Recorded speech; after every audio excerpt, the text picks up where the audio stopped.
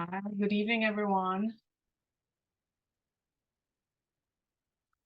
Is this the applied math course? Yes, it is. I see that it is there. Francine, Kamoy, Davian, Jaleesa, Kimon, Beyonce. A few of you I'm familiar with, not everyone. Hi, Dana. Hi, Miss Kusapati. How are you? I'm good, dear. Good to see you. So I jumped into the meeting. Is there how many more of you in this class? Darius. Okay, Darius. Hi, Darius.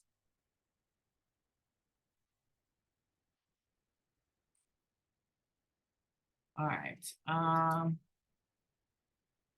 Hi, good evening, everyone. So some of you know me, some of you don't. I'm Dr. Gurapati, the head of school for School of Them. So I jumped into the meeting because unfortunately I hear that we're having an issue where people are not participating in class. This is applied math, folks. And it's not and let me start off by saying I am not a math person. All right, it took me 3 times to get out of math, and that's because I was paying attention and I wasn't online, and that makes it even worse, or it makes it more challenging, I should say. All right, and I do understand that coming to class online after you've had a long day can be very tiresome, but it's the thing you have to do, right? Dejeuner, hi, you have your mic open. Sorry, Miss. That's all right. I thought maybe you had something to say, but let me tell you my concerns and so forth and have a quick discussion. And then Dean Shan should be jumping in shortly after that. I'll ask him to jump back into his class. I asked him to give me a few moments with you. All right. So I just want to have a quick conversation with you about why you are not responsive in a math class of all classes, because this is the class. Darius, I see you say you're at work while on class, so that'd be the reason, but I'm listening. That may be the case, but here's the thing, folks, this is math. Listening is not going to help. And I know, Darius, you probably have some conflicts and so forth, but I don't know if you can do something where you are going to be able to do more than just listen, because math is hard enough. And as I was saying, it took me 3 times to get out of college because my math was not the strongest. And, so I know and I understand, not even so much that you don't like math, but you just find it difficult. Some of you may find it easy. Maybe a few of you in here have no issue with it. And some of you may find it a bit more difficult because, as I said, especially being online is not easy doing it. All right. But especially being online, your teachers, whether it's math course or any course you have, we don't know how you're doing unless you respond and say to us, sir, I understand and I get it, or ma'am, I understand and I get it, and I do. So when a teacher asks, do you understand? Do you get it? Do you have any questions? Do not be afraid to say, no, I don't get it. Can you repeat? All right. Don't be afraid. I tell my students all the time, and some of you have had me for classes, I will go over a point more than once to ensure that you get it. But I can't do that if I'm online and asking for a response and nobody answers. All right. Your teacher has to know that you're there, you're present, you're paying attention, and that you're actually following what the teacher is saying, folks. All right. And again, I reiterate, this is math. Some of you may be very strong and some of you may not. And then again, this is a short semester. So Dean Shand is trying to condense quite a bit of information, but still trying to do it in a way that's engaging, giving you real life examples. I know him. I know how he teaches. I know that he always tries to bring the real world into his examples, even with math, to get you to see and understand. But if you're not giving him some feedback, he's not going to be able to assist. So let me hear from you and tell me what is it that's happening for you and that you need something more from us. How can we help you a bit more?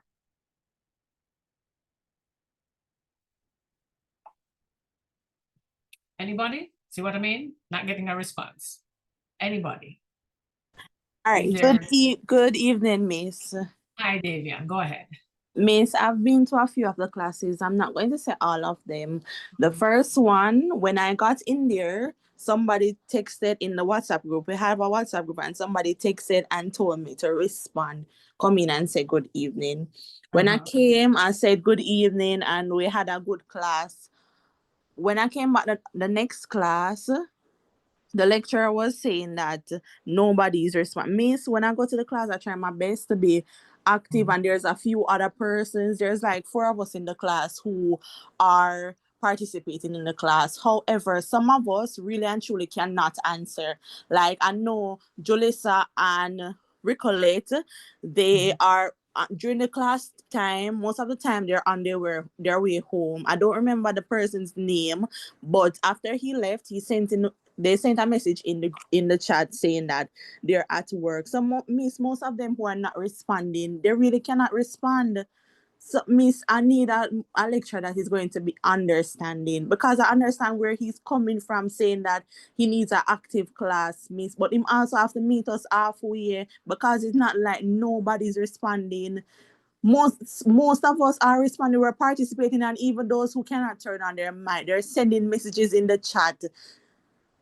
Me say him have to meet we halfway somewhere, because it's unfair for him to say him not go teach because a certain set of people not answer, and some of the there were really and truly an answer.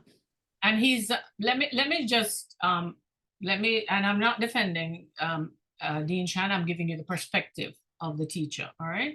So he does understand. Trust me, he's the dean of the STEM department, and he's been teaching for quite a few years. He understands students' needs and that they work, and that he's been teaching a long time. I've been here 17 years, and he's been here probably about the same or longer. So we do understand the struggle for students who work and are getting home and so forth. We're not denying that at all, Davian.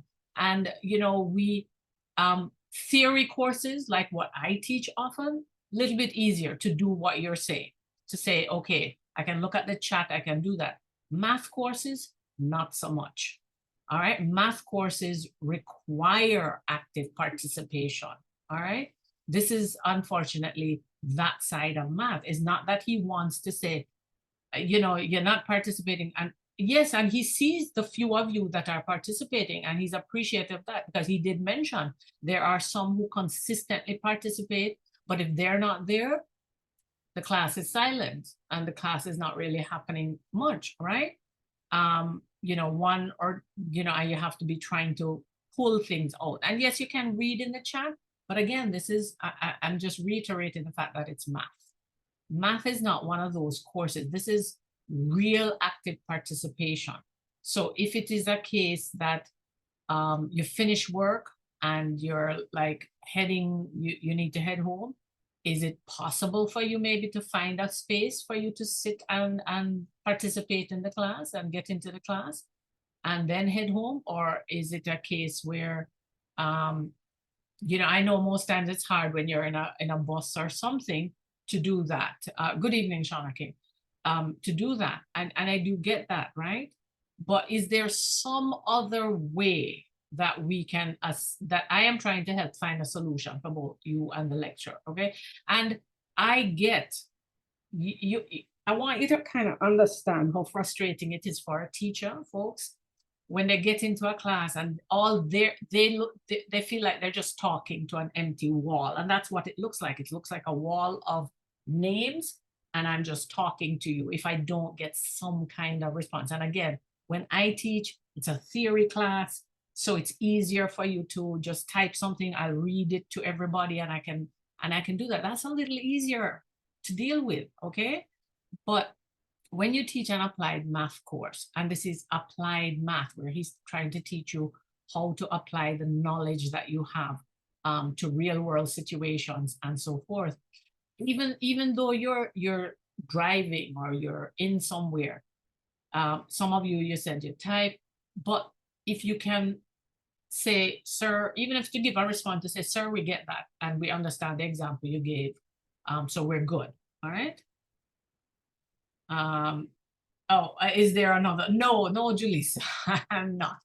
I'm just jumping in because I think this is a mixed group, right? Is it a mixed group of them and other students? Yes, Miss, I'm a them student. Right. Okay.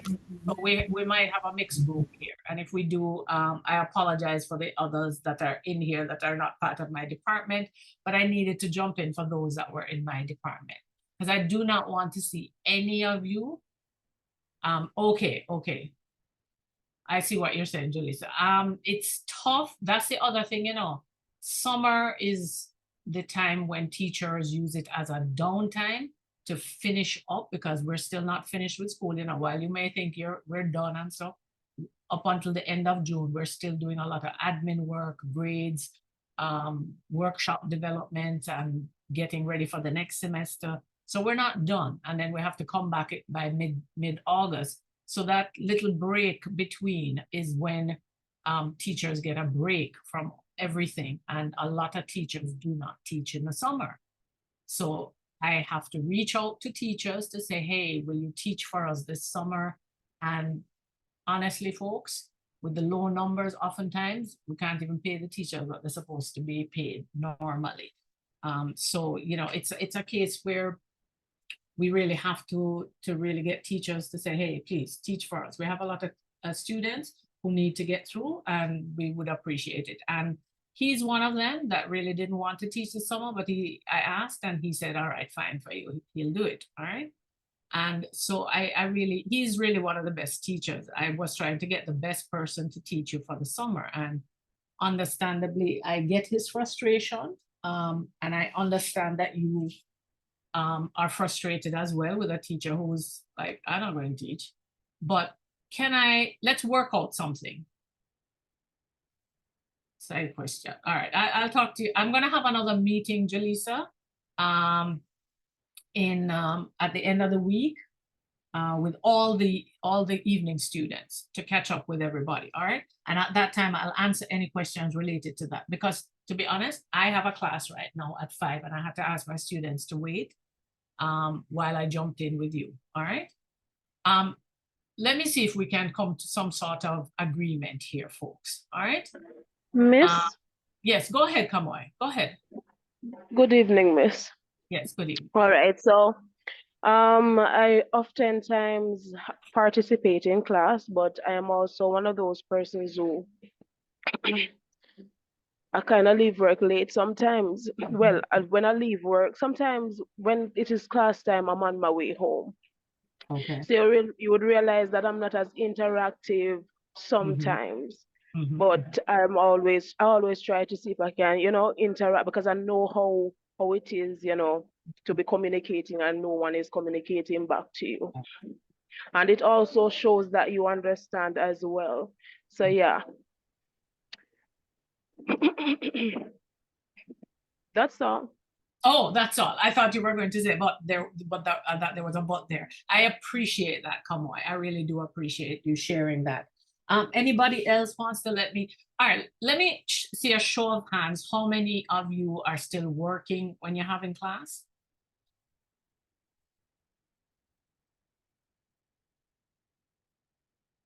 Two folks. Oh, four. Miss, repeat back that question. How many of you are sorry. still working at the same time that you're having class? Sometimes. Oh, yeah. Okay, sometimes, but at least I see 6 hands for sure that are working. Is there a case where it is the full night you're working or only part of the night that you're working? You can put in the chat. I only work up to 7. I only work up to a certain time, or all night, or whatever. And then is everybody? Give me a show of hands. Those who put up the hands for that, you can put your hands down. Give me a show of hands. How many of you are heading home at the time when class is starting? Just give me a raised hand. Work up to 6.5, come on, 6, okay.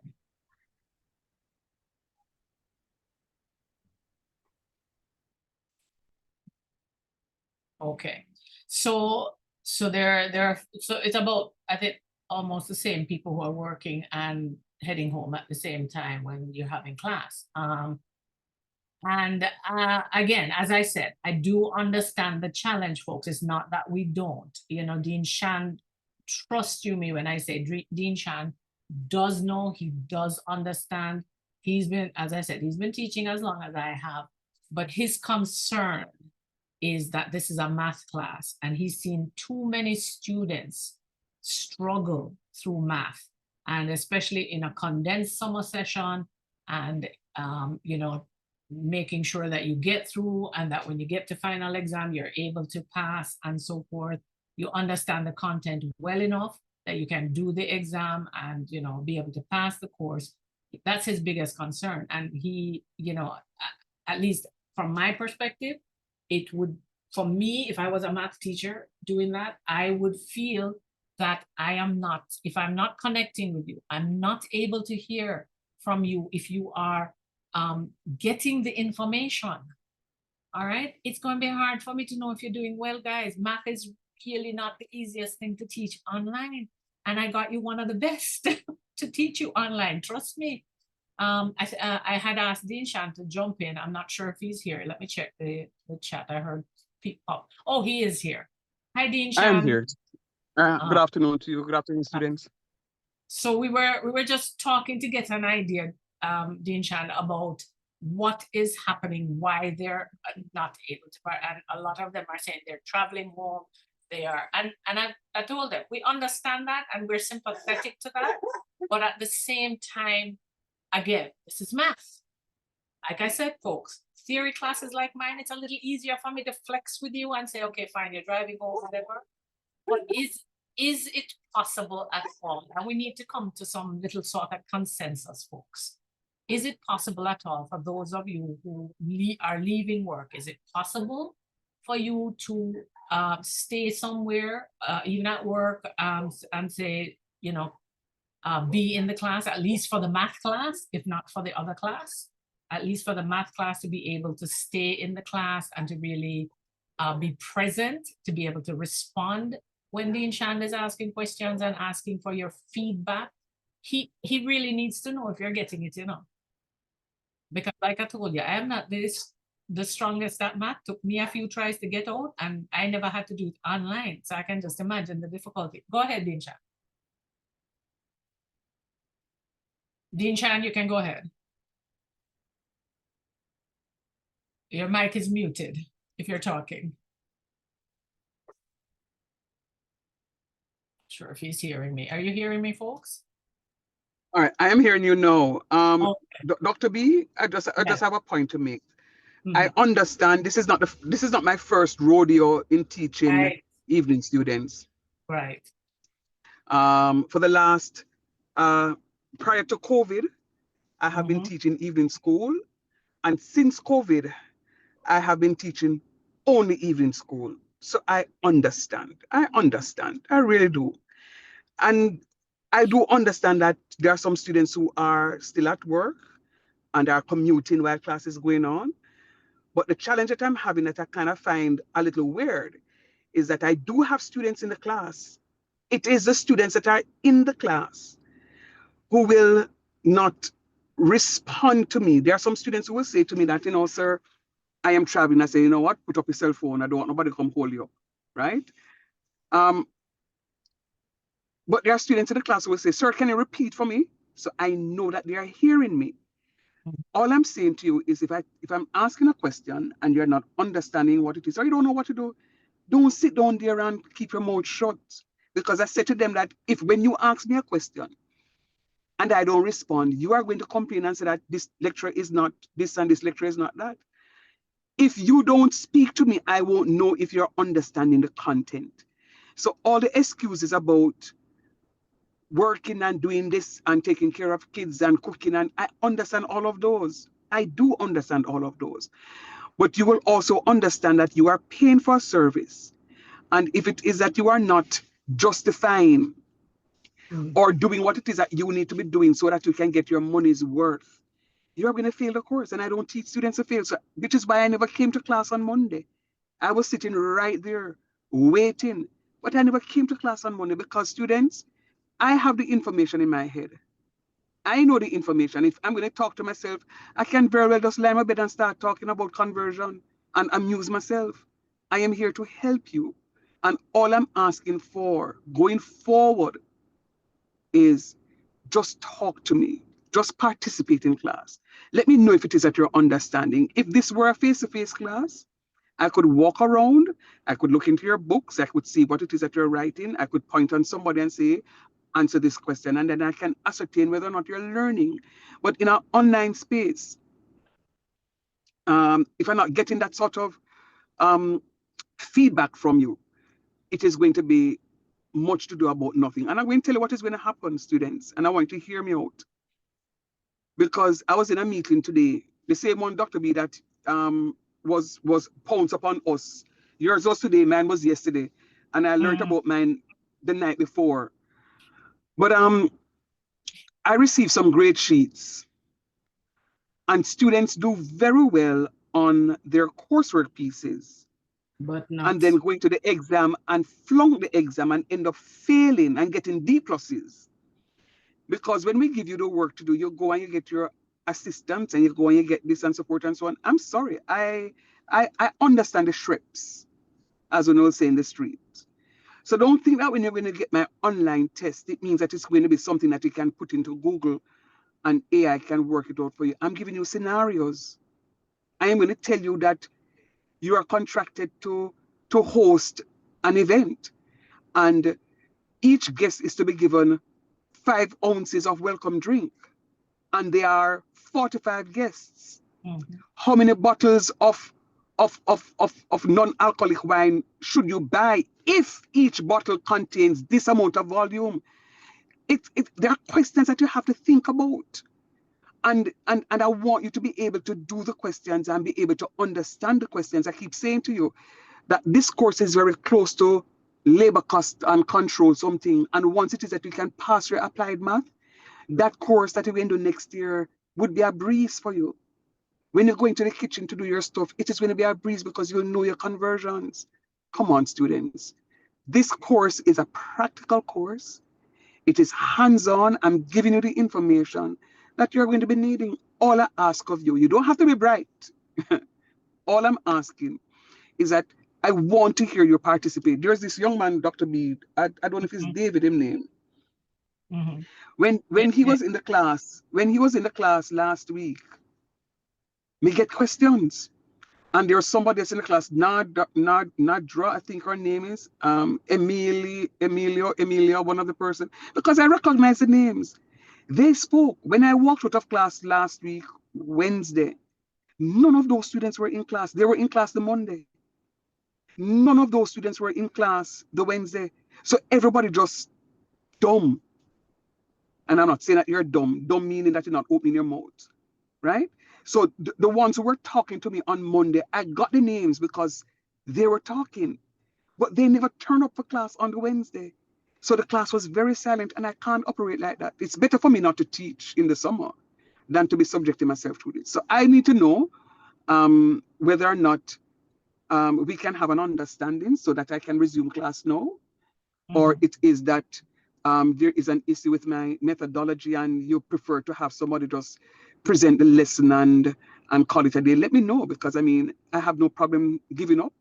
But if we can have an understanding that, sir, we need to do what we need to do in order to pass this course, I'm ready. So let me know what it is, guys. And I want to hear from you. What is it that you want of me? If you don't want me to teach you, not a problem. I'm not going to feel no way about it.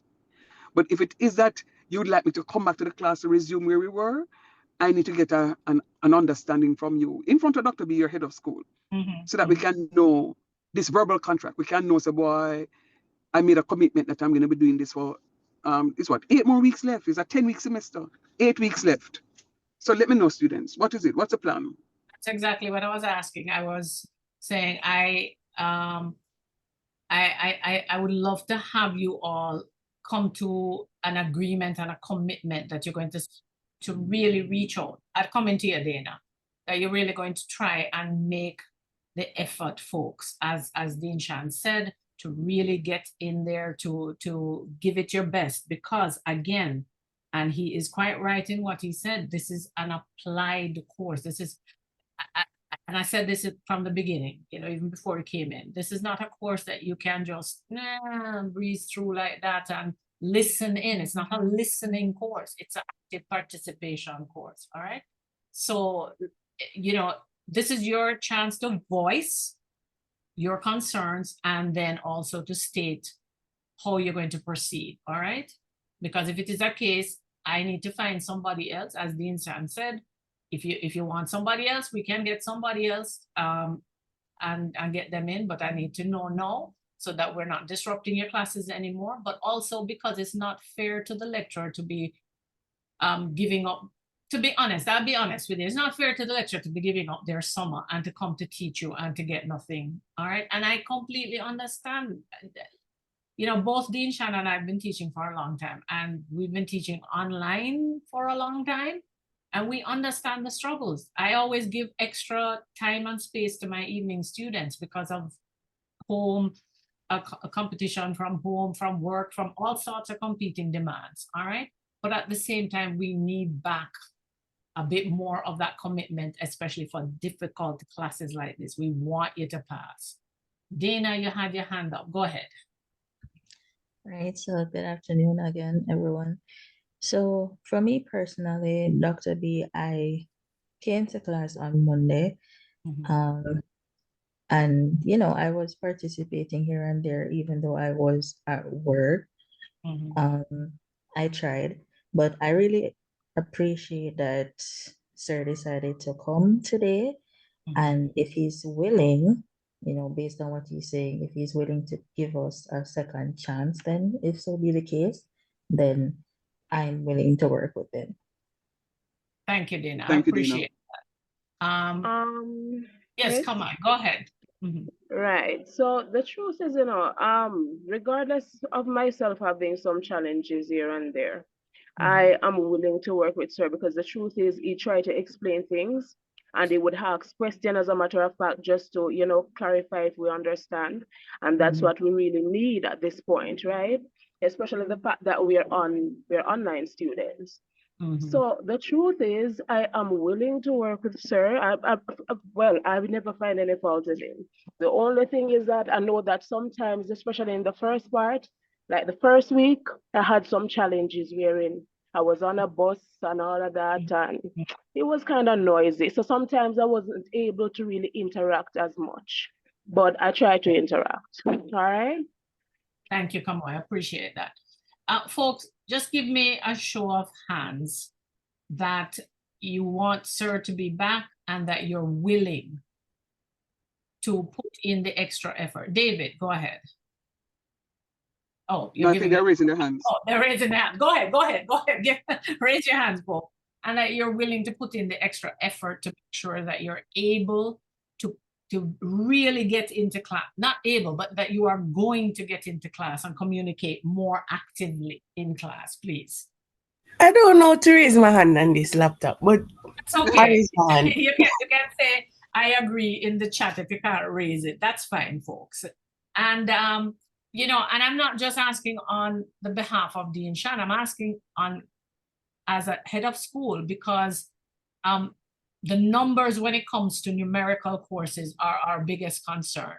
And we see, you know, a lot of students not being able to complete. And this is day students who see the teachers in front of them. So I can imagine online, the more difficulty it is, for you to do everything. All right. And that's why, unfortunately, there's a greater effort on your part to ensure you're getting it. Okay, so I'm seeing that. I'm not hearing from, okay, Francine's hand is up, and Dejane had spoken that she agrees as well. Sashiana and Julita, are you there? Julisa's hand is up. All right. And Dejane as well. Sashiana. All right. So the majority agree for Dean Shan to be back, and he's going to take over class once I leave, and also to ensure that you all, your commitment is to ensure that you're going to participate more. And as he said, you know, give him some feedback, let him know your understanding, put it in the chat. And he understands that you're in the bus, and I agree with him. We don't want you getting mugged. We don't want you getting into any kind of problems, and because you're not paying attention to those around you. We understand those concerns as well. But please make every effort to do your best, all right? Because I would love to see this entire group, when I verify grades, that everybody has passed. And I thank you for letting me come into the class and speak. Dean Shan, thank you for the time. And no I'm going problem. to turn them over to you and head over to my own class now. All right. Thank you, Dr. B. Dr. All B, the best. Yes, yes. You can please answer your email. I sent an email about 2 days ago and you haven't given me a response. Okay, I did not see it, Dejane, because I would not know your name, but I will look for it. All right. Thank you. All right, no problem. Thank you, everyone. Have a great evening. Bye. Okay, okay. All the best, Doc. Yeah. All right. Good afternoon, students. Afternoon, sir. Good afternoon, sir. Yeah, hold on, my thing just went a while ago. Right.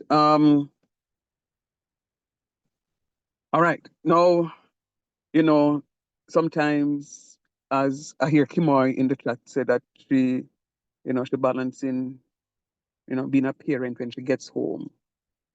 You know, sometimes as a parent, you have to make a decision that, you know, I'm sure when you discipline your child or your children, they may say that mommy don't like me anymore. But you know why it is that you have to be doing what it is that you're doing.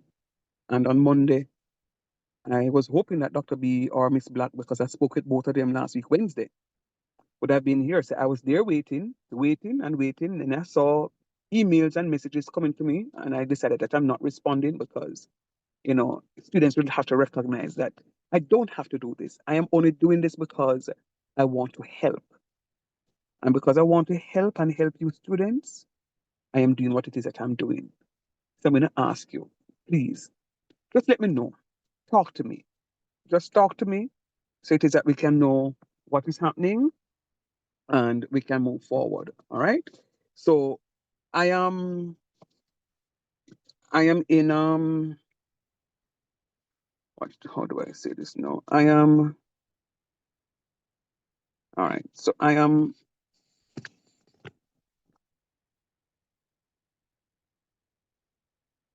in commute, but for now I'm stationary, and I want us to resume. Oh Lord, how do I share from this? All right, let me go here. I want us to resume the conversations we were having the last time around, and just to make sure that you guys understand what is happening. Okay, let's see if this thing will hold up. All right, there is, hey Beyonce, how you do? All right.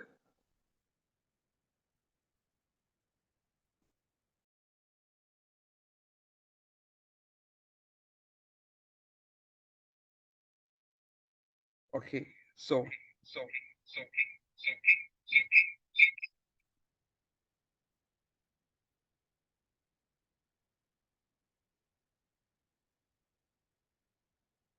All right, so I left that meeting from that device, and I'm now on this device. All right, I'm seeing some hands raised. Are those questions for me? Julissa or Julissa? No, sir. Sorry. Let me lower it. Okay. Darius, is that a raised hand, or you can just lower your hands for me, please? All right, I'm trying to remember. Okay, so I think I was at the point when we were talking about the yield percent. Somebody remind me, please.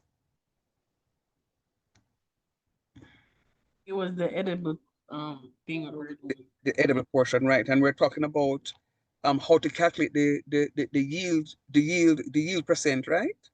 The Right, edible right. yield percent, right? Right. Yes, sir. Right. So we're calculating the edible yield percent. All right.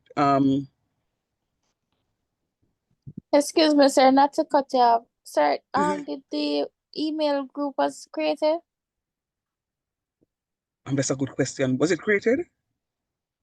I think so. Was it created? No.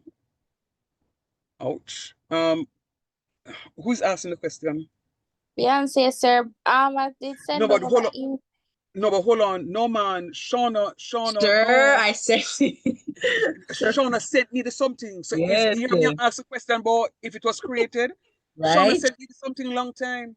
Long time Shauna sent me the something. But I truly they must have did vex. That's why I never did do it. Sorry, Beyonce. I truly did vex. Vex it all me. Yes, man. Because Shauna, I'll message me, not answer Shauna, you know. We did vex bad man. No man, but honestly, Shauna sent me the information. It wasn't everybody because when I came back to class, there was another person who but Beyonce, drop your email. Those of you who didn't drop your email in the chat before, Shauna will take it and send it off to me because she did send off the other stuff. Truth be told, I'm I an thought honest person. I dropped my email when she did Oh at yeah, the man. time you did That means ask, but I was right, just yeah. asking if it was created because I thought I get No. left off. Is it I've explained or it. a school email or a personal email? No man, school email, man. School email. Okay. Sir, one School second. email. I believe someone did input their personal email. I think it's G Narda. If that's let me just type it. Yeah, not a grant, I think. No, there's no grant. I just have gnarda@gmail.com. That's the only thing I saw. Oh, So G Narda, yeah, Narda Grant. Okay, I can get her email. I think she sent me an email recently, so I can use that one. okay. All right, thanks, my love. All right. All right, guys. So we renew our relationship. This is the first time, and I'm not gonna hold anything against you. So if you know me well, I forget that happened, and we're gonna move on. Or where do I share? Feel like it's a long time I don't have class. All right, so where we're looking at the edible yield percent, and there's a conversation that I wanted to take you through. Right, we're at the edible yield percent, and remember, let me just reiterate that point. The edible yield percent is, think about it. You have 13 ounces of cooked ground beef, and you started from 1 pound of ground beef. 1 pound is 16 ounces. So 1 pound, 16 ounces of raw ground beef will yield about 13 ounces of cooked ground beef. And I want to calculate the edible yield percent. Let me tell you how easy this thing is. Think of you getting a test from Mr. Shan. And Mr. Shan gave you a test that is marked out of 16. I gave you 16 questions. And you got 13 of those questions right. How would you calculate your percentage for the test?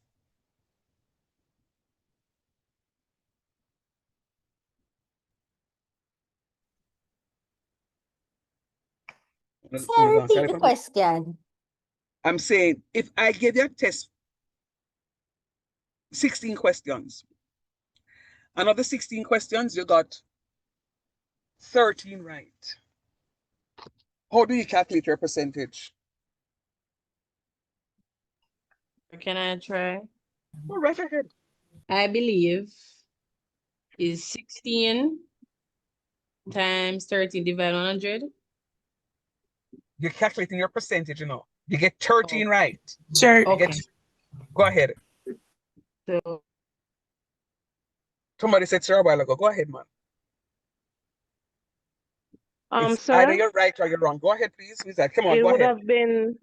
have been 16 divided by 13 multiplied by 100, or the other way around. Yeah. You tell me. You're right. 6 divided by 13 times 100. 100. What was that, David? Yes, you said that she is right? I agree with her. 16 divided by 13 times 100. Sir, can I try? Go Sir? right ahead. Try for me, please. So it would be 16 divided by, no, 13 divided by 16 multiplied by 100. Right, right. I made a mistake. It All would right. have been 30 divided by 16 for real, multiplied by 100. Good. So what is what is the total amount? Sir, So that 81. the percentage, Okay. What's the maximum amount you could have had in that thing? The maximum amount is what? No, 16 ounces. Yes. yes, sir. Yes, sir. The maximum is 16 ounces. And you only get 13 out of it. So it is what you get out of the maximum you could possibly get. So it has to be the 13 over the 16. It can't be the 16 over the 13. Right. So it has to be 13 over the 16 times 100%. And the same way you're going to do that for the edible yield.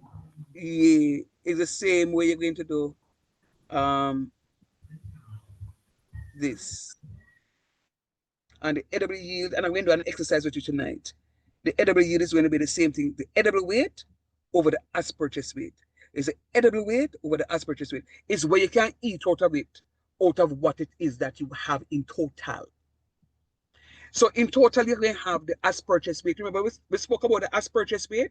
The as purchase weight is the weight that you purchased. So if my as purchase weight is 16 ounces, can I have 17 ounces? No, sir. No, sir. No, I can't. No, sir. I can't.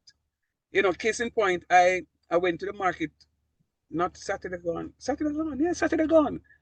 And them have the little, I not even know them from the card, but I know see them nice. And I bought some plums. And I said to the lady, she told me how much a dozen for the plums. I said to her, I said, yo, me I go up on the road, go buy something here. Bag out 2 dozen for me. And then when I came back and I paid her the money, I said to her, I said, so I just so 2 dozen here, I put in the bag. With the little brother there. And she said, all right, tomorrow Father's Day, so me go give you 2. And I say, all right. I'm gonna get me 2. That is different. That I brought her. But if you buy 2 dozen or 2 dozen, you're gonna get. So the as purchase weight is going to be 2 pounds or 2 dozen or whatever the situation is. All right. So that's how you calculate your yield percent. Now, hear what? So I want to do an exercise with you. And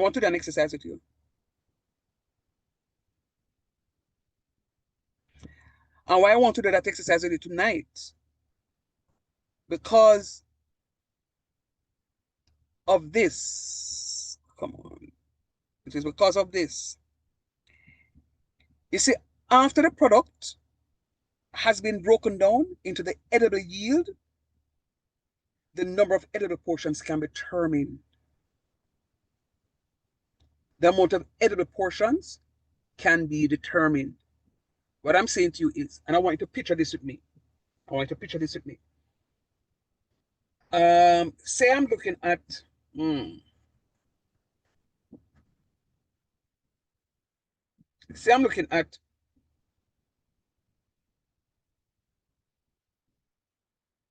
at peanuts that are sold in their shells. It means that I have to go ox the peanuts about a 100-pound bag of peanuts. I have to go shell the peanuts. I know peanut shells them heavy. So when we don't do all of that, my shell is going to weigh about 20 pounds. Roughly. I must calculate my edible yield percent of peanuts that I'll have. When I do that, it is at that point in time I can calculate my edible portions, how many portions I'm going to have. I hinted at this many times over in the class. Last week, Wednesday in particular,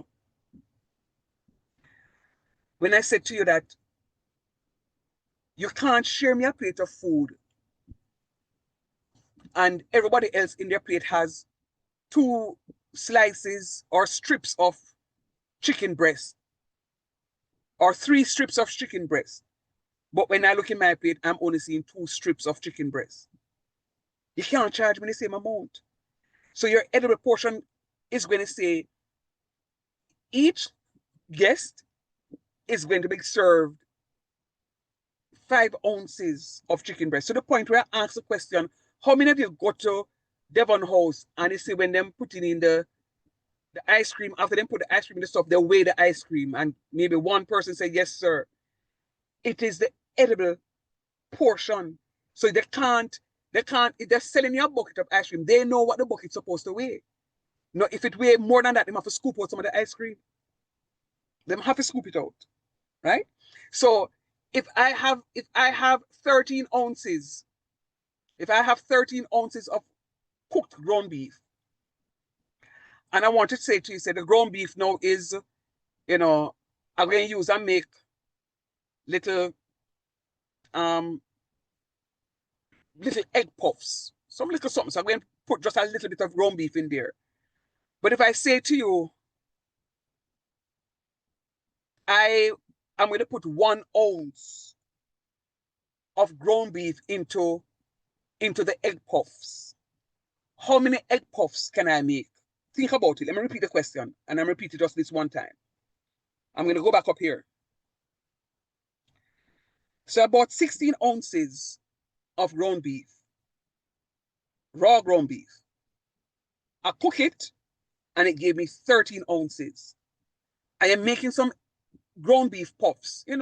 It's like small little dumplings, but I put 1 ounce of ground beef inside of it. All right? And I am supposed to put an ounce, 1 ounce of ground beef is to be placed into the puffs. How many puffs can I make from my yield?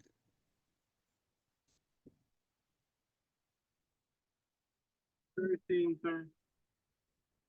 Okay, I hear your answer, David. Anybody else? Wait, just to confirm. Sir. Sorry, I never know I had 2 gentlemen in the class. I hear another gentleman talk. Who is that person? Talk to me now, please. Who is that person? I heard like another gentleman outside of David. Sir, for one, don't disrespect me. I'm just sick. And 2. No, hold on. No, Dijonay. No. I would never do that. No, I would never do that. If you're horse, you're horse. I'm just saying that I thought I heard a gentleman. No, I wouldn't do that. Dijonay, you don't know me yet, man. I don't do them things there. Say it was you, Dijonay, that was saying something? Yes, sir. Oh, yeah, I can hear say sick. No, for truth. All right, talk to me again. I would never do that. I was going to say 13 cups, sir. You said 13 cups. All right, cool. Yeah, man. No, it's just that I know it's David. Say it again, David. I wanted to confirm. The cup is not made from ground beef, right? It's made from something else. Something else, yeah, man. And I'm putting the ground beef inside of the puffs. Okay, because I thought I heard that. No, man, the ground beef is not right. Yeah. So Dijonay says 13. David says 13. I don't know if they are right. Anybody else have a try at it? Sir, I'm thinking 13 too. So you said 13 day now? Yes, sir. But why though? And this is after they're cooked, right, sir? Yeah, man. Yeah. Yeah, 13. Yeah. Oh. Why? Sir, there's 1 per ground beef in each cup, sir. And you ask how many cups can you make with the ground beef, or how many yield will come out of it. So 1 ounce times 13 get 13, sir. You agree with him there, no? That's not how I was looking at it. Hold on, sir. Yes, come on. I'm not sure, but I feel like, all right. So you said 1 ounce, and then you're asking how many puffs is it cups or puffs? Which one? Puffs. I have 13 ounces of edible yield. Right. And you take out 1 ounce out of it. Yeah, so how many puffs can I make out of that yield?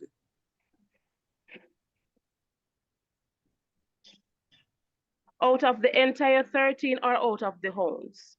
That's the thing. Out of the entire 13. Oh, out of the entire 13. Hmm. It would have been 13. Duh, 13. You know, sometimes I don't like teachers, honestly. Sometimes I don't like teachers. Sir, make it seem as if we're wrong. Like He wants to make sure that we are confident in our answers. Absolutely. And I don't like that. Why you mean you don't like it? Okay, David. So guess what now, David? Answer, sir, and that's why when you start asking for sure, I start ask additional questions. Come in, I'm not like second guess myself, sir. All right, so let me answer a question, David, and tell me if you see where I'm coming from with this response.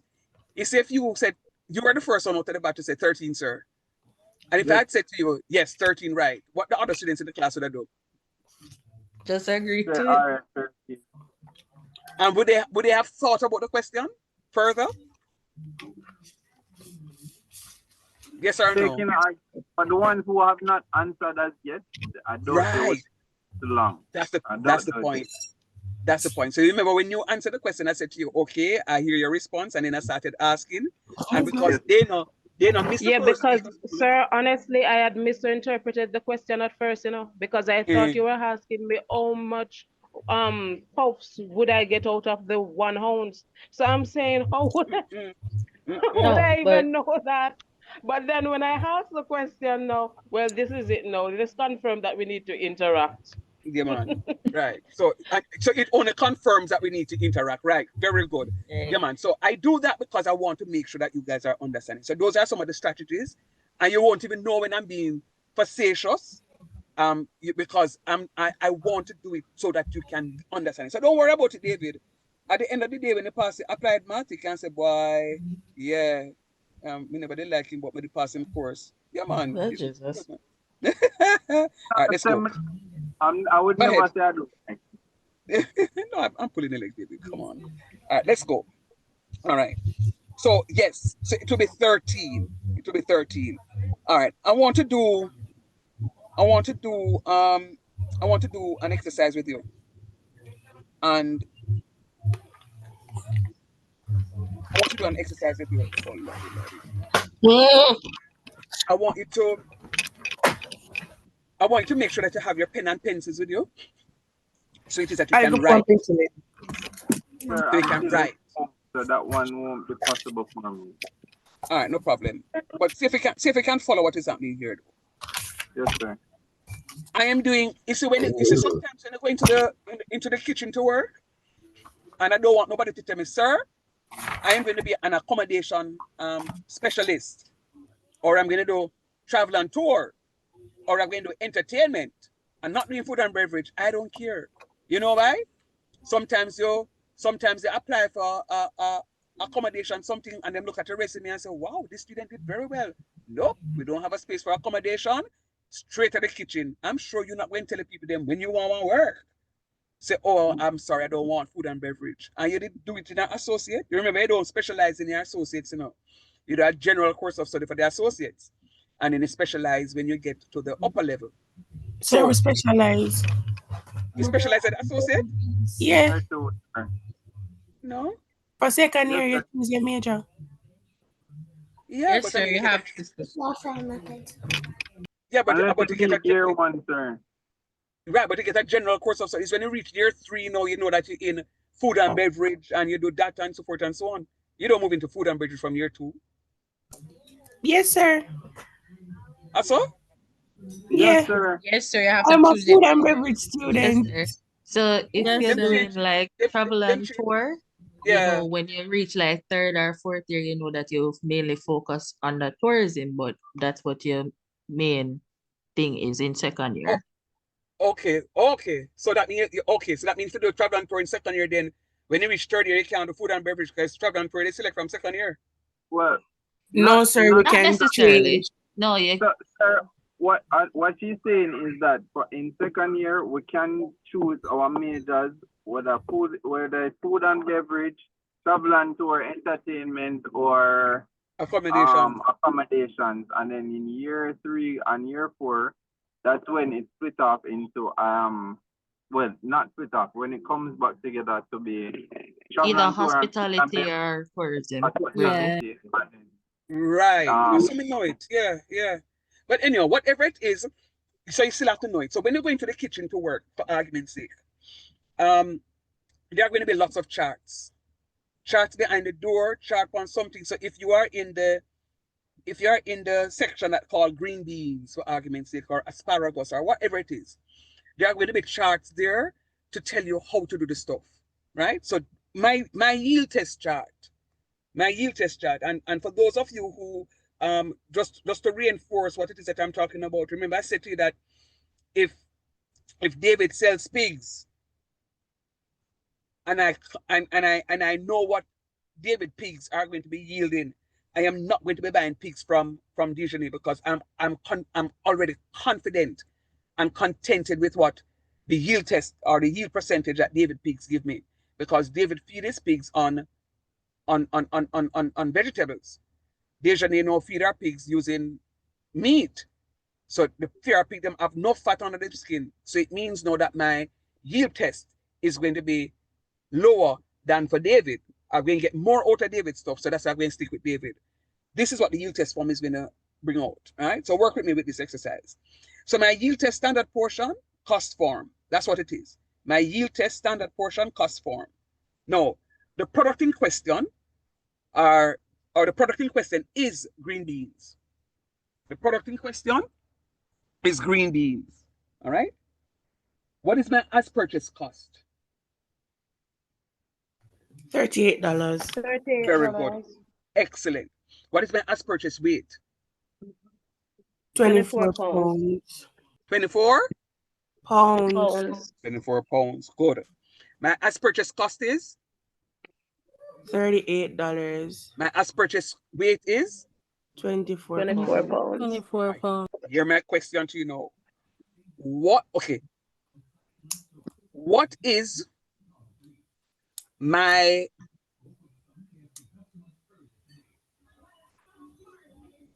as purchase cost per pound? What is my as purchase cost per pound? What is $1. $1.58. $1.58. Boy, that talk we have it today was very useful. You see, only just come out of the box and just boom, $1.58. That little talk there was very useful. Everybody agrees with the $1.58? Yes, sir. Yes, sir. Yes, sir. Yes, sir. All right.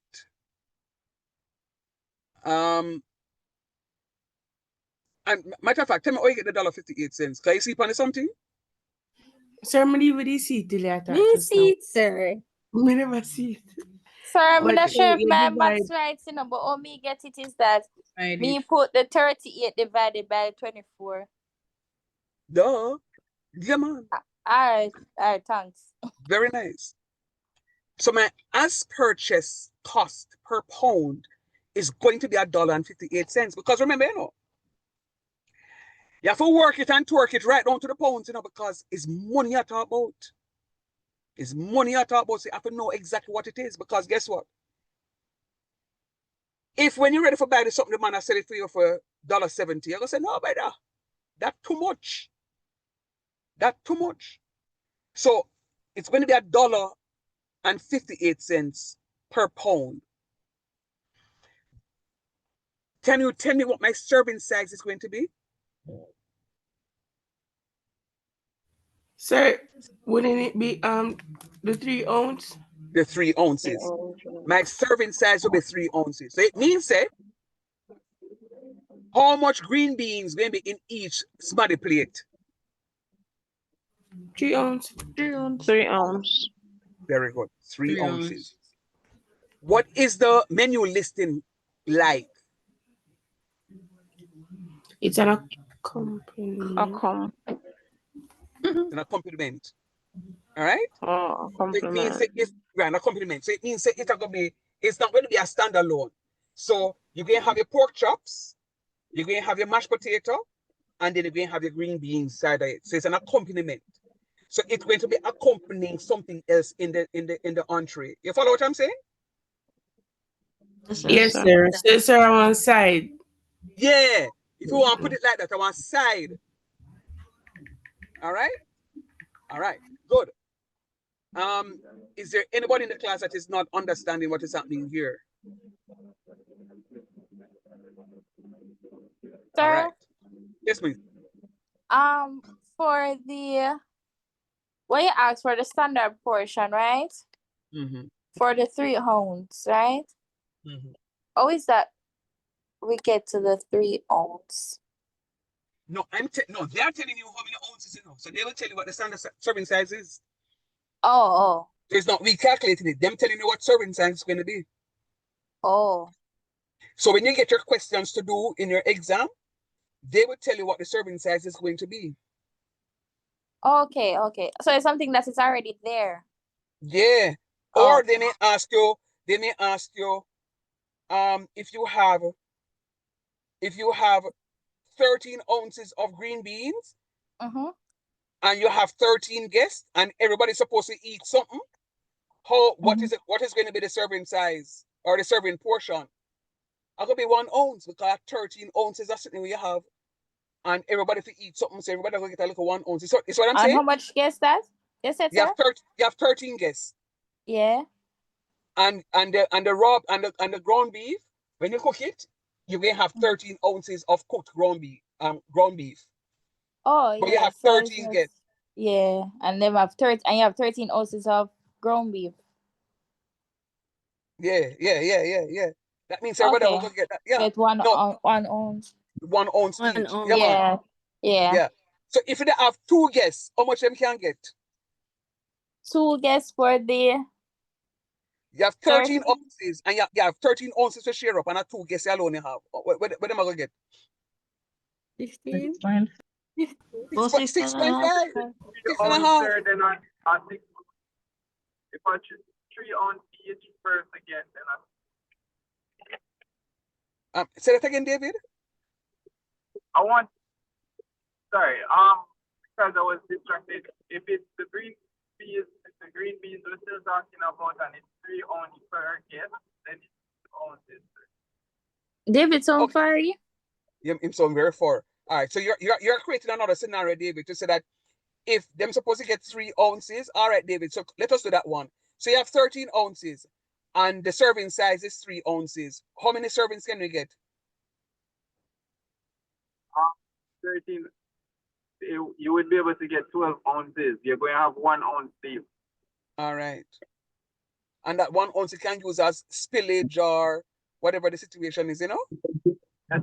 Or this be you know, tasting the pot to make sure it good. Go ahead. But what I was saying, sir, because I was a bit distracted, if it was that you were speaking about the same green peas and each guest getting 3 ounces, then I was saying the answer would be 6 ounces. But if you weren't saying that, then my answer is wrong. David, come closer, please. I promise you I can't get any closer than I am right now. Can you hear me any better? You sound very distant. I don't know if it's just my system or you coming across like that for the whole class. No, I don't think it's a system. Are you using an earpiece? Yes, sir. Maybe that's why. Yeah, maybe that's why. Oh, you're heading home, so you're moving. Okay, I can understand that. All right. I can't answer you yet because I don't hear what it is that you're saying fully, and I don't want to say yes, and it's something that is not correct, and I don't want to say no when it is something that is correct. So when you, when I get home, you can. When I get home, all right, good. All right, so look at what is going to happen now. Now,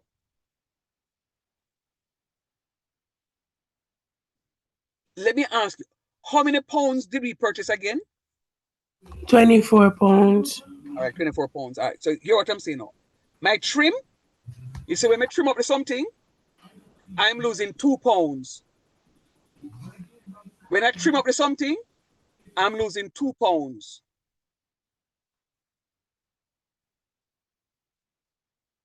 What is my edible product in terms of pounds? 22 after I trim it up, sir. Ah, very nice, D.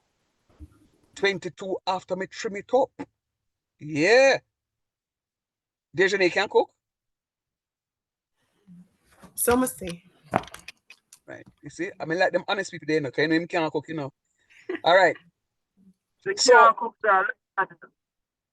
you may know that, man. From how she answer me. You can, by the way, you can't cook, David? No, sir. But I cannot cook. Oh, Jesus. I like the confessions. All right, let's go. So, yes, you're going to have 22 pounds as your edible. Here my question to you now. Kamoy, I want you to think about it before you answer me. Here my question to you now. So we know that our edible portion in terms of weight is going to be 22 pounds. Why, sir? Because I lost 2 pounds in terms of trim. Trim. T-R-I-M, trim. Here my question. What is the edible yield percent?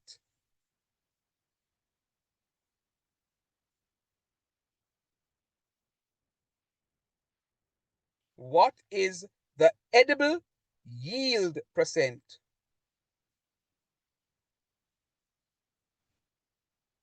Sir, anybody can answer? Anybody. Okay, wait. 91, sir. And if you round 92, but if not 91.6. Okay, I hear you. Watch here. So DJ, you imagine you sit in my class and then you're 100% confident that that is the answer, DJ? Yes, sir. Might not be the Yes, best sir. at maths, but I can do my thing. All right. Anybody else? Sir, that's what I got. I got the That same is what I 91. got, sir.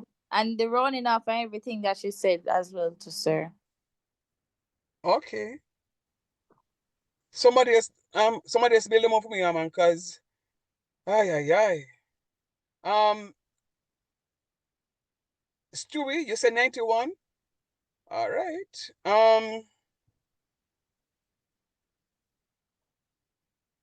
Francine, what you say?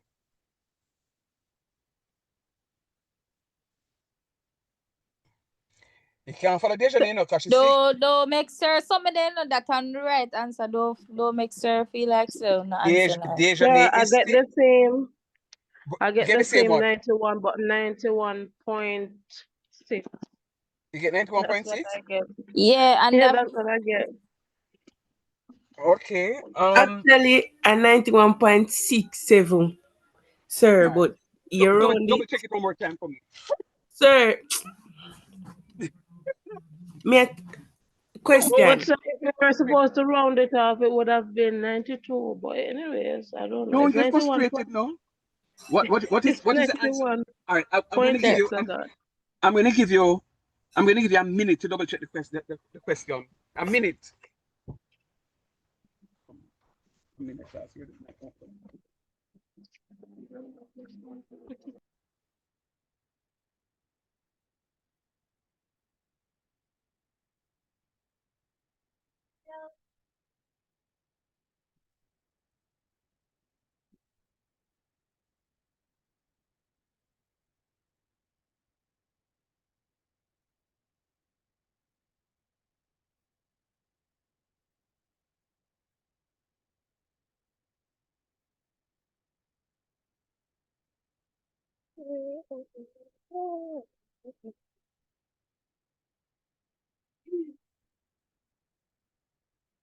All right, so your minute is up. Tell me what the answer is. 91. 91%. 91%. 91%. All right.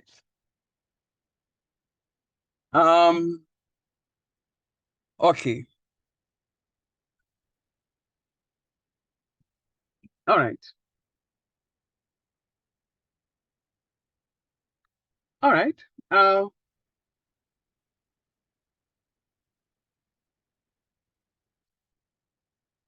about a 91.7%?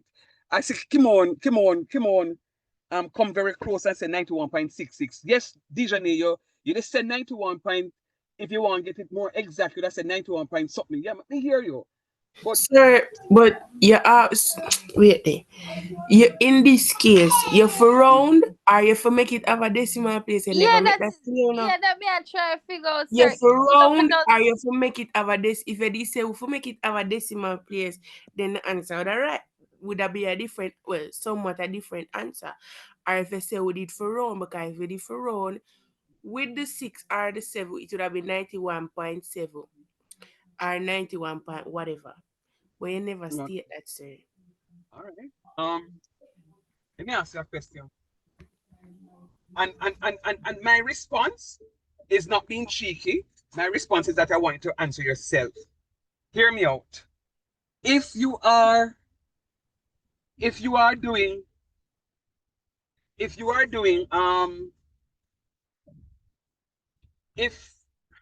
hmm, how do I say this? If you are making cookies, say the recipe says there is one egg can bake 4 cookies. One egg can bake 4 cookies. You work with me? Yes, sir. yes, All sir. right. Then suppose we want to bake 6 eggs. I mean, rock stone. You hear me say? 6 cookies. How many eggs may I use? 6 eggs, sir. Huh? 6 eggs. Wait there, sir. Wait there. Where you say? All right, let's go again. More you listening now. Let's go. One, you have to listen to me now because sometimes I don't remember the scenario I create. There you say 1 egg can bake about 4 cookies, something like that. Yeah. 1 egg bake 4 cookies. 1 egg bake 4 cookies. But I want to bake 6 cookies now. How many eggs have we used? 1.5 eggs, sir. 1.5. 1.5 eggs? Or 2 eggs in this case. Sir, so all you use 1.5 egg. And you must tell in this case, miss. based on what you said, usually that's when we create that scenario now. So you tell me. Sir, no, you can't use half a egg. Oh you measure you know what? Sir, let me tell you something. Your food's a major, you're not gonna mix up my brain. Half a egg. You can't cut the egg. But Dijane, but I real talk, you know. I real talk, you know. Yes or no? Because sometimes, you know, when you're looking at a recipe book, it gives you specificity of it. That if it says to you that 1 egg, 1 this, 1 pinch of this, and the yield is 4. And I'm saying to you, me come to you now and say, blow, you something them taste nice, man, but guess what? I'm throwing a party, but I only need 6. I only need 6. When you are baking it, if you don't use the correct portion, you know, you are going to be in problems because it's not going to taste nice like when you use a 4. How many eggs would I use, guys? Somebody said 1.5. How many eggs would I use? All right, sir. Yes, so the thing is, if on the recipe, yes, if on the recipe it says 1 large egg, I would probably use 1 small and 1 large because, like, I can't, like, yeah. But then what if you don't say 1 large egg, you just say 1 egg? What would you do? I still want me the 6 you use. So you or half an egg? Sir, you know what I would do? 1 egg. So, sir, in this case, you know what I would do? Yeah, I go would ahead. make the 2 well, I would make remind me about the amount again. 6 and the person want what? The person want one egg you 4 and you want 6. Somebody's talking in the background. Repeat yourself, sir. 1 egg gives you 4 cookies. But you want Right. 6 And the cookies. person is 6. You know what I would do? I would make the 8 cookies and give them the 6 out of it. Press And I eat pause. the other 2. Press pause. It means say you that never make money. Because you're going to eat out your profit. No serious talk. Real talk. Yes, please. Yeah. Sir, I can't I think that's beg, you something know. serious you come with. If the person is disciplined enough there, what they can do, because the most is the smart thing to do, you know. If you want to sell 6, I would do what she the young miss just said, but instead of I would do 3 eggs instead, which would give me 12 cookies. 12. And I would just sell the other 6. I would make a profit.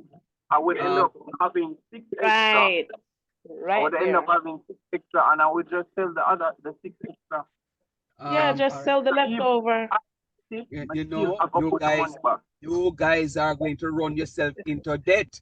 All right, look, sir. For solve the problem, use 2 egg and make how much cookie that 8, eat 2 and sell the 6. Oh, Jesus. You see, you just proved let me hear Morris. Morris, tell me where's Morris? Sir? Cornello. Yeah. What I was planning to do is that maybe I use the 1 egg and use half ounce of something the egg powder instead of the egg, the entire egg, because we know so the egg powder and the egg, the raw egg is kind of different, but maybe I use that instead of using 2 eggs. 1.5 third. Although you can't do that because the NIDA, you don't have to most something to weigh the egg, see how much the egg weigh when you're getting 1 ounce, something or you get 1 egg to equal to 4, you don't have to do that. But me that just use 1 egg and half ounce of egg powder for my answer there, sir. All right, I hear you. And I'm happy for you guys talking to me tonight, so I can get a glimpse of what it is that you are all thinking, and this is why it is very important for you to talk.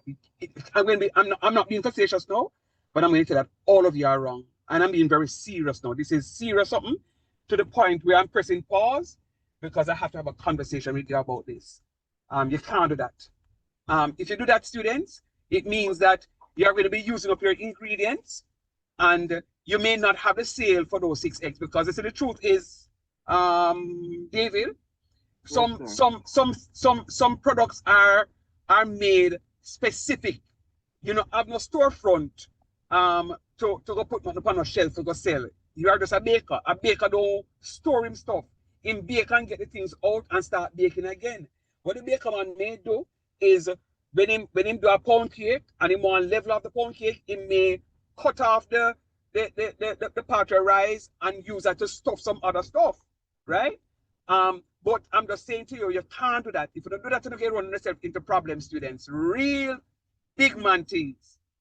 Real meds. You can't do that.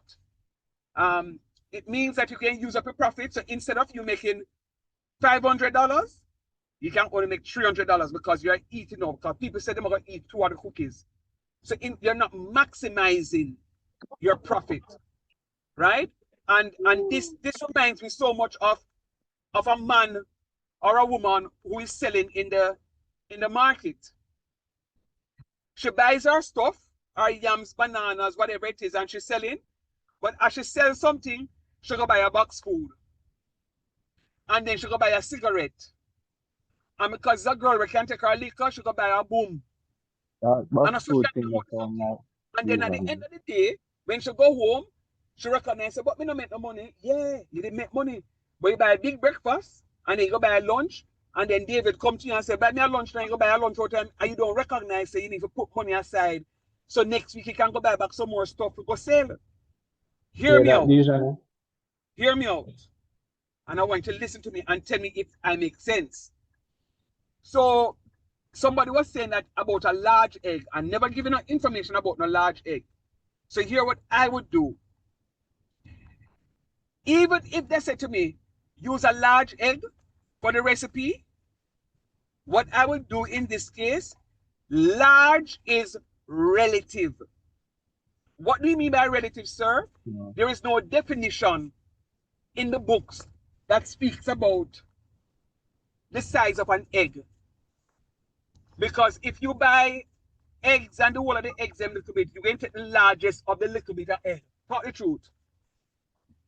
Yes, sir. All right.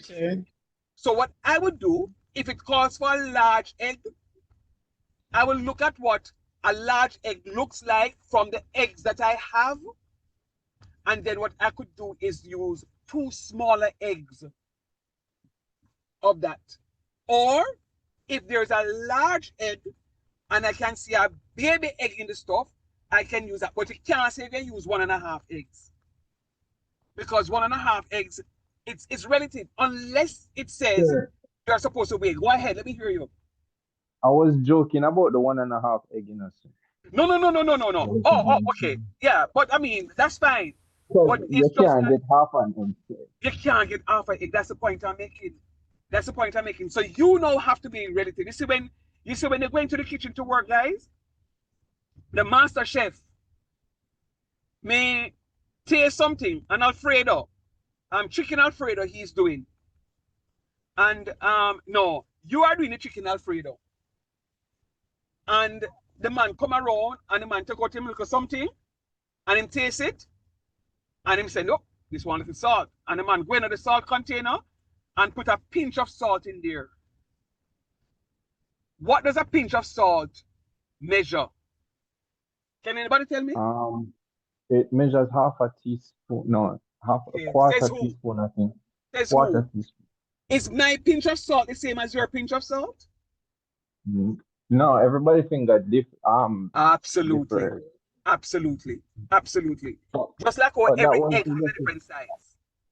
That was the definition that I was told that a quarter. But what you're told is an approximation. It don't give you an exact amount. It's an approximation. True or false? True. Yes, man. It's only an approximation. So if you are going to do something like that, you will have to now decide, you know what? I'm going to use 2 small eggs. Because 2 small eggs will be a little bit more than what you will term a large egg. But, right? And sir, go ahead. Sorry, if we're going to use 2 small eggs, that means that we're going to have to find somebody who sells common fowl, because those are the only eggs that I know. But you see, it comes back to the point I'm making, David, that it is relative. Relative means, you see, the other day, somebody, Cornell, I think, is it Cornell or Cornell? Morris. Morris. Yeah. So Morris says he would use 1 egg and some egg powder. I don't know this for a fact. I don't know this to be factual, but I'm going to say something based on my observation. Right? Don't quote me on it and don't say Mr. Shandy said this. And if you weren't there, don't tell me whether or not I'm right. But you recognize we had some egg shortage there, they don't? Yes, sir. Yeah, man.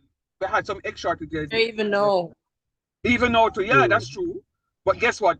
You see, when I bought my bread and I use a particular brand, you see, when I bought my bread, the bread did not taste the same way. I bought fresh bread, and that comes sliced, and when you look at it, when you're eating something, it was very dry. It is not. It was out of the ordinary. It was different from the type of bread. There was no consistency that was there. And then I said to my wife, you know, say, it's only God alone can tell me, say, it's not egg powder them use, because egg substitute, I never said powder, egg substitute, they use to make this bread. It had a different taste. The texture was different. So I'm saying to you, in order for you to be consistent, Morris, you have to be very careful, because your clients will come back to you because of what? Consistency. Your clients will come back to you because of consistency. I'm glad you brought that up, sir. Because I was trying to say, egg powder is not the same as egg. Even though some say it's egg substitute, Really and truly, it's coloring. It's It's not. food coloring. There's It is, no and substitution and and for and, and, and you can't find it there. So it is different. I tasted it. It just never looked right. And I mean, me just dying for the bread. Matter of fact, I think the bread did end up stale. No, me go use it and make bread pudding one of them there, yeah. Right? But it is just not it. So you have to be very careful. Consistency is what is going to take your customers back to you. Real talk. Real talk. And go ahead, my Visionary. Sir, can you still not answer my question yet? Well, I come to my own conclusion, I want to know if I'm right. So you remember me say if we put the decimal place when we are the yield and you say me for decide that when I think about it, sir, me want that but I'm saying that we should. But in the case of the 91, we never did. Right. Why? So what go ahead. Why I think we should, sir, is because the decimal place make it more accurate than if But you're round correct. up. But you're correct. No. See, you should have said to me 91.7%. That's what I was expecting to get. Yeah, man, you're correct. So so all of what I'm explaining now is supporting that point. So if you use 91 is not the correct stuff. It's 91.7%. Right? So look at that table now. You see it? So I'm gonna have 22 pounds in terms of my edible weight, and my edible yield percent is going to be 91.7%. And what is my trim loss? My trim loss is going to be 8.3%. Can you see that? Yes, sir. Yeah, man. So when you add your trim loss to your edible yield percent, it's supposed to come back to 100%. Does that make sense? Yes, sir. So if you said to me, Dejane, that you're going to use 91, it means that your trim loss has to be 9%. Because when you add a trim to your edible yield percent, it's supposed to come back to your as purchase weight, which is 100%. I want you to take a minute or two, guys, and look at that example that I just gave, and tell me if you agree with it, if it makes sense. You have to be very careful. You can't just round up and just use any. If you're not consistent, you're going to run yourself into problems. You're going to lose customers, and you can't make more than what you want to make, and then say you're going to just eat it. It means you're going to get more to profit. It means you're not going to maximize or optimize, which is a word that we use. And we're not going to food cost and labor control. Food cost and labor control. This is how you have to calculate your food stuff. If you don't calculate it like that, students, trust me, you are going to be losing your profit, your benefits. And remember, you have staff to pay, so you can't just say, this you're going to do. Now go work out. So you have to go do the calculation and do the calculation correctly. Fair enough? Yes, sir. Right, good. Let's continue. I really want to make sure I understand this, because this can make you or break you. All right. So let's go now.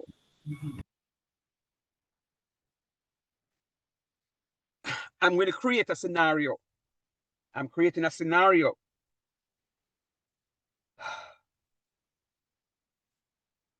Hear me out. Hear me out. What is my edible portion in terms of pounds? My edible portion in pounds. My edible portion in pounds is what? Sir, with the same one here? Yeah, man. So the loss is still 2? Yeah, man. So tell me my edible portion in pounds. 22, sir. 22 pounds. 22 pounds. All right. Hear me out. No, like I Calculate. like I want to make sure. Calculate for me. Calculate the number of portions you will get from this yield. Calculate the number of portions you will obtain from this yield.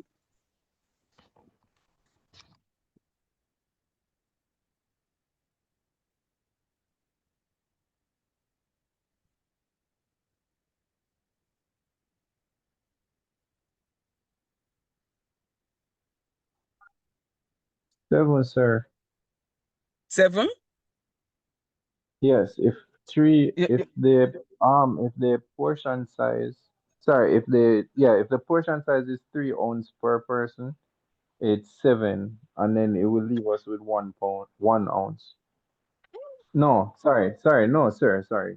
Hold on, wrong thing. Forgot to multiply. Hold on. The rest of you, don't let David alone participating and lead you astray or get the answer. I want to hear the rest of you chime in on this. Sir, can you repeat the question, please? So I'm saying to you, you know your edible weight, your edible portion in pounds. I'm saying to you, calculate for me the number of portions. It's an accompaniment. I have my edible weight in pounds. I want to know how many servings I can get from this edible portion.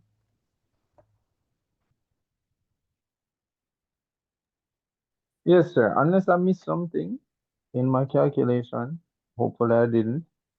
The the portion size, the amount of portion would be 117.33, which is a reoccurring. So you just leave it at 0.33 or 0.3 if it's one decimal. Yes, and you'd have 1 ounce leave back, sir. And yeah. Because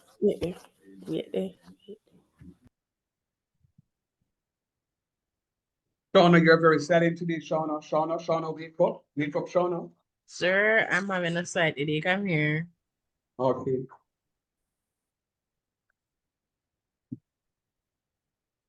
That's your final answer, David? Yes, sir. Yes, sir. Dejeuner, do you agree with David? Yes, sir.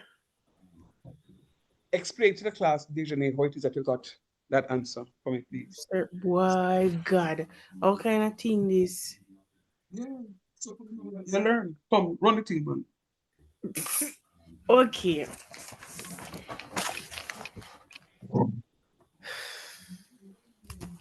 Wait, sir. Make sense first before I say nothing.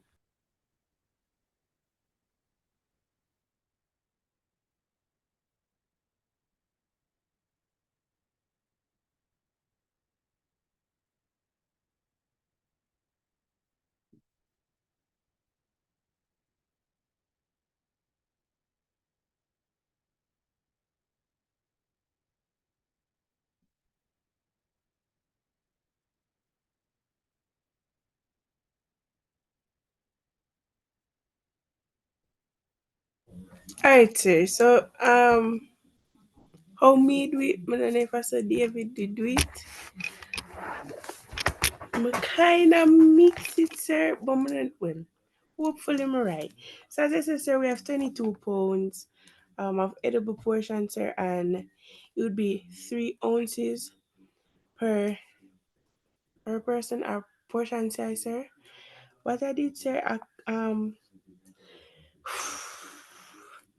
so I converted the ounces to pounds. You know that 1 pound would equal to 16 ounces, sir. So what I did was I did 22 pounds times 16, and that would have given me 352 pounds, 352 ounces, sir. And then I divided it by 3 ounces, and that would have given me 117.33.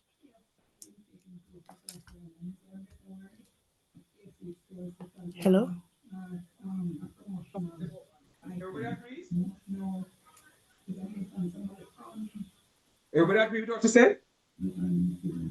If I agree? That's the same thing that I did, sir. That's how I got my answer. I multiplied the converted the pound, sorry, into ounces, and then divided by 3, which gives me. Done. Okay. All right. Is there anybody in the class that don't understand what the two of them talking about? Sir, me. All right. All right. Sir, me can explain? Sir, Please. I want sir to explain. Sorry. No. Hold on. I will explain, but there's a reason why I want a classmate to explain, because sometimes when I speak, it may go over your head, but when a classmate talk about it, it reinforces it for the classmate, and it also gives another version. So go ahead again, and then I will come in and do the explanation.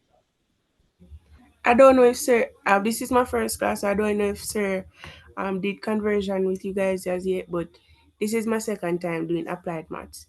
When we did conversion, normally we would get we call them somebody guides. So not so overall 1 pound equal to 16 ounces. Seeing that the portion size per person is 3 ounces, I did 1 pound to 16 ounces. So 1 pound equals 16 ounces. I had multiplied the 22 pounds, which is the edible portion, by 16 ounces. And you would have gotten 352 ounces. After that, divided the 352 ounces by the portion size, which is 3 ounce, and you would have gotten 117.33 servings out of the 22 edible portion, 22 pound edible portion. I don't know if you guys understand. Any clearer? Yeah.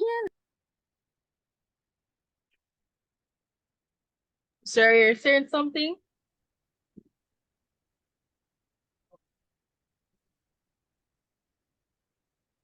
Sir, it's not like you're far from the device. No, ma'am, I did right the device one. I was just asking you if it is any clearer for you. Yes, sir, got it. Okay, good Yes, job. Right. sir. Nice job. So Dejani is correct. Yes, David, I hear what it is that you did, but what I would have done is, we know that my serving sizes is in what? What is my serving size in? Ounces. Good. See, they're highlighted. My serving size is going to be in ounces. So therefore, it means then that my edible portion in pounds will have to be converted to ounces. So my 22 pounds will be multiplied by 16. When you multiply 22 by 16, what do you get? 352. 352. And then now, in order for you to find how many servings you're going to have, if each serving is 3 ounces, that 352 must be divided by 3. Talk truth. Yes, sir. Yes, sir. And I agree, you can get 117.3333 now. Hear me out. Remember, the course is an applied course. It's an applied course.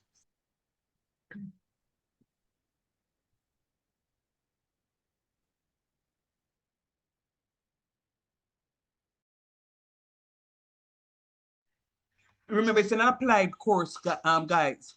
So tell me, I want you to explain to me now. It's 117 servings, and I have some scrapings left. How would you be able to justify those scrapings? Let me see if you're thinking. What the little scrapings can be used for? And don't tell me for taste the food. Garnish. Garnish. No. Garnish. No. So you can use it to enhance the flavor of the food. Then, right.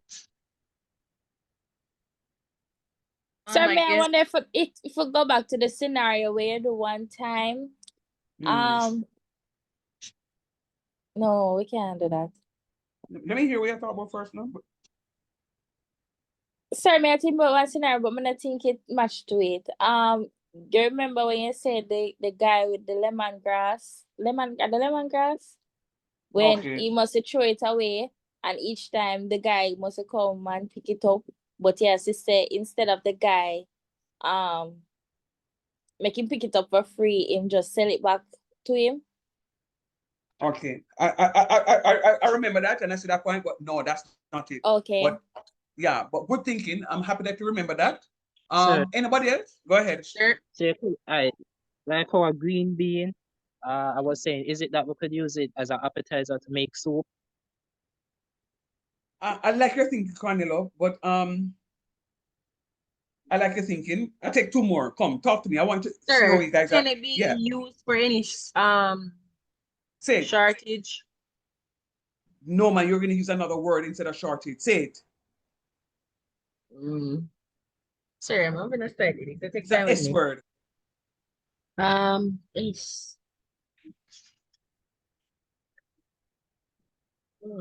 hold on. It's not shortages. Scarce? All right. When you're in the kitchen and you work fast, what can happen?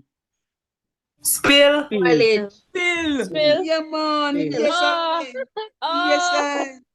Yeah, Oh, man. oh, you said it earlier for true, sir. Yeah. I did. I did. Yes, you So did for true. I'm saying to you, when you want to find out exactly what is happening, so you see, if you got your 117 full flat, you have to be careful in the kitchen because if you spill something, that means a one person now will get nothing. So if you can get 117 servings, it better be that. All right, put it this way: if you are buying bottles of wine for a wedding reception, you know you're gonna have some rum in there, and I'm gonna want more than what you're supposed to get. So you can't, if everything come to 5 bottles, you can't buy 5 bottles. You have to go buy an extra bottle and say, yo, what can happen? What can happen? You can be pouring the wine on the table and there's some spillage. You can not give the person a glass of wine to toast the groom. Because the bride are going to say, yeah, man, that you want a man. So you have to make sure that when you're doing this, guys, it's an applied course, you know.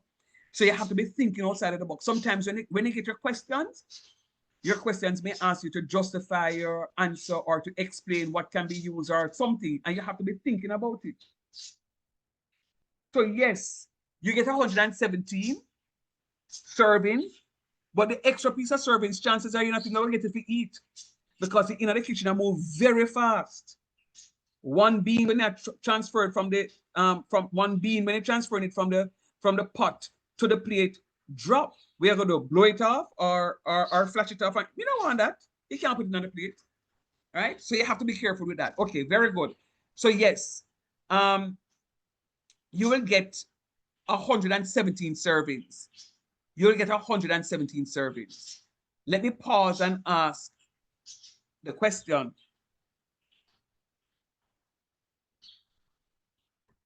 Everybody catch it so far? Everybody see, oh, we get 117? Yes, Let me sir. see it again. yeah. Right, Yes, sir. but let me say it again. So you buy 24 pounds of green beans. When you clean it up, you recognize you lose 2 pounds. So that means your edible portion in terms of pounds is going to be 22 pounds.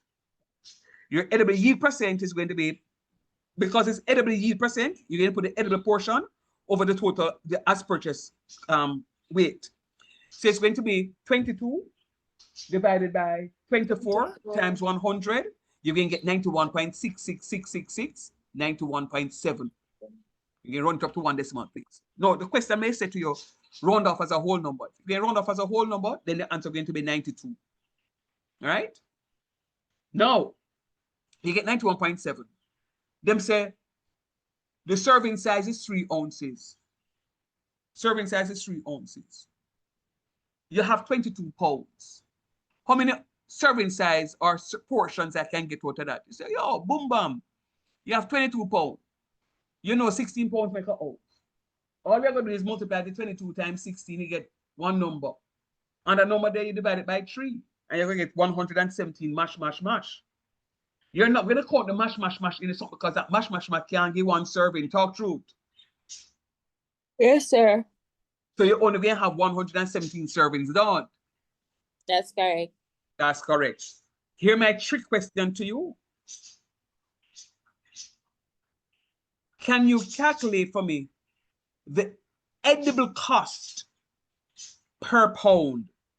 Can you calculate for me the edible cost per pound? Think about it. The edible cost per pound. If you do the first piece for me, and I'm not going to tell you which first piece, if you do the first piece for me and get the answer, tell me what is the edible cost per pound. I give you 2 minutes to think it out. 2 minutes.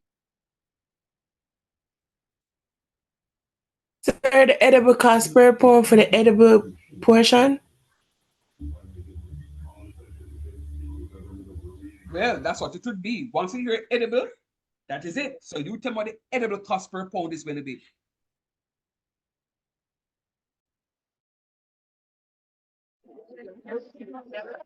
Sir, $1, $1, 72 cents.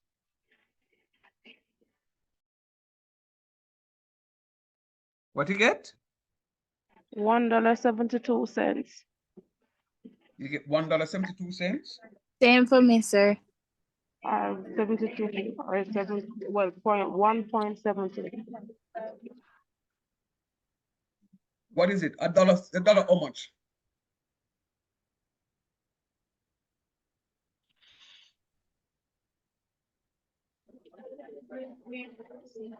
$72.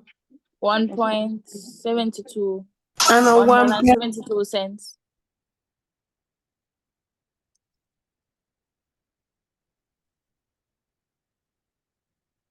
I'm waiting for the others to chime in.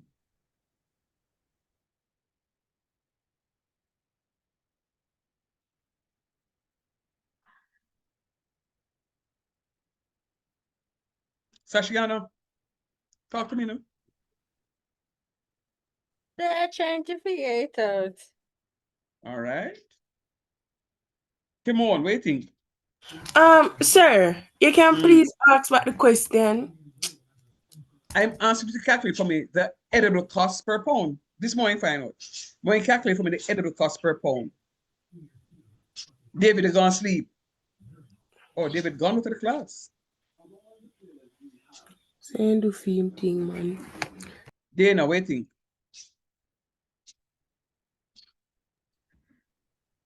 Sir, I'm still working it out. Give me a moment. All right.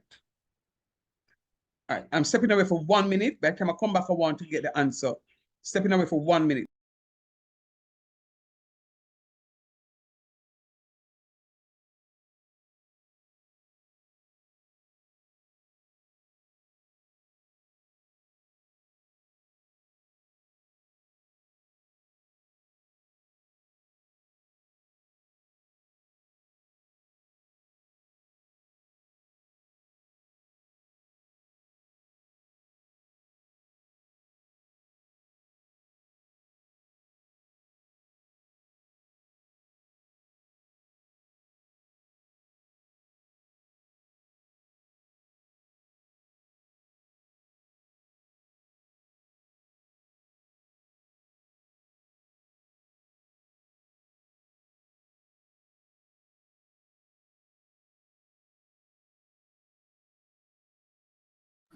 £22 of the edible amount.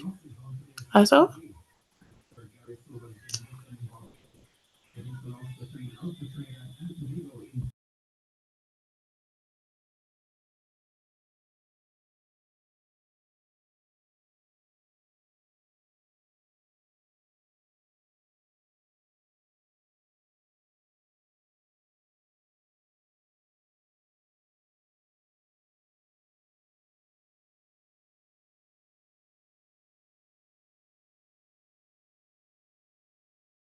What's the final answer?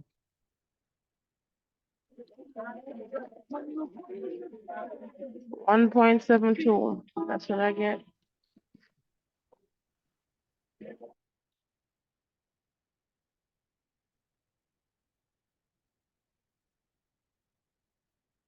All right.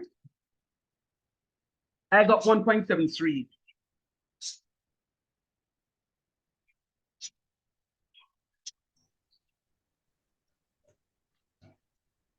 Anybody agrees with me? Can I repeat that? I got $1.73.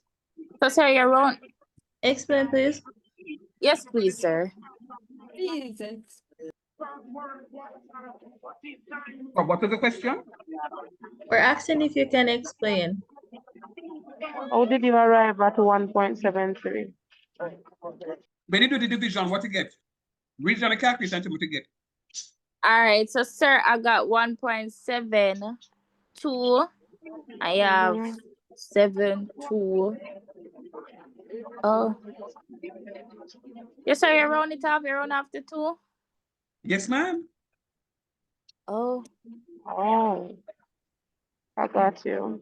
Oh, I got you. You know why I paused right there? It was the same thing that we're talking about regarding the 91.66. The 91. Oh. Yes, I. Oh, okay, sir. So everybody understand why I get the 1.73 now? You Yes, don't sir. see No, sir. Explain. You don't explain. All right. All right, no problem. I'm actually going to be writing. I'm just trying to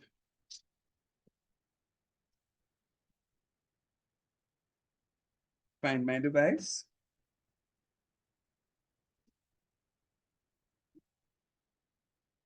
Make sure you have the calculators nearby to help me out.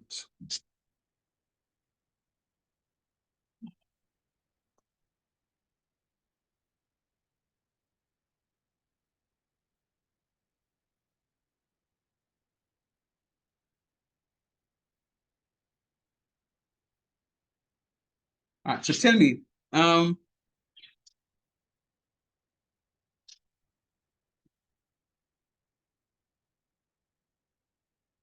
you paid $38 right there, so for the yams, and you're trying to calculate the edible cost per pound. You're trying to calculate the edible cost per pound.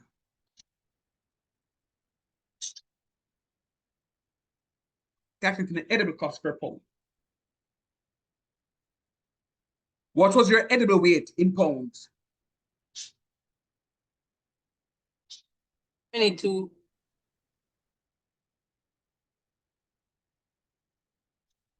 How much you get right there, so? 1.727. Mash down. That's correct, sir. Sir. When this number, you want 2 decimal places. When the third number is greater than or equal to 5, you're going to add 1 to this number. To round it off. So it's going to be $1.73 for your answer.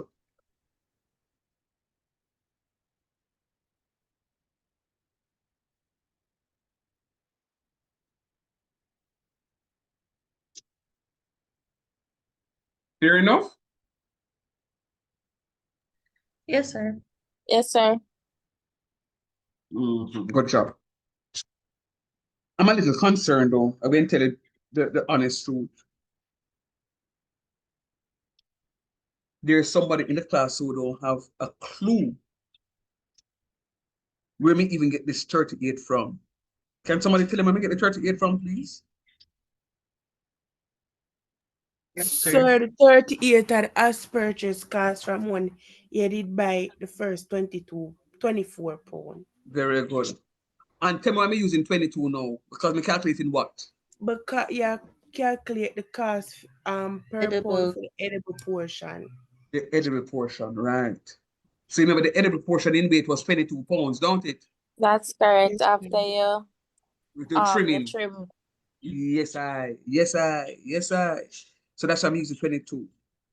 So guess what now? We have 2 something I deal with now. We have $1.58 and we now have $1.73. Can you see the 2 different something I talk about? Yes, sir. Yes, sir. $1.58 Yes, and $1.73. Let me have a conversation on this because it's an applied math. It's an applied course. And I want you to be able to apply yourself. So let us have a little conversation. When I done them conversations here, we now have no more conversations. You know? I'm gonna work it and twerk it. Watch me. You spend go Burger King and Wendy's and Popeyes and them place there, and you buy your sandwiches, but them did buy them lettuce and them tomato and them whatever else, and them have to throw away some of the stuff because of waste. Don't believe, say, you're able to buy the burger at $1.58. It's a feed them cost. It's a feed them cost. Them are going to calculate it at the edible cost per pound.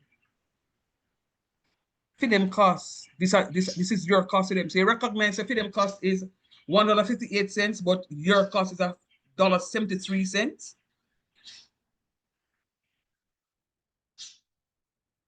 Yes, sir. 15 cents more than I put on something for you. So they're not going to be losing, guys. Trust me. When I tell you they're not going to be losing, they are not going to be losing.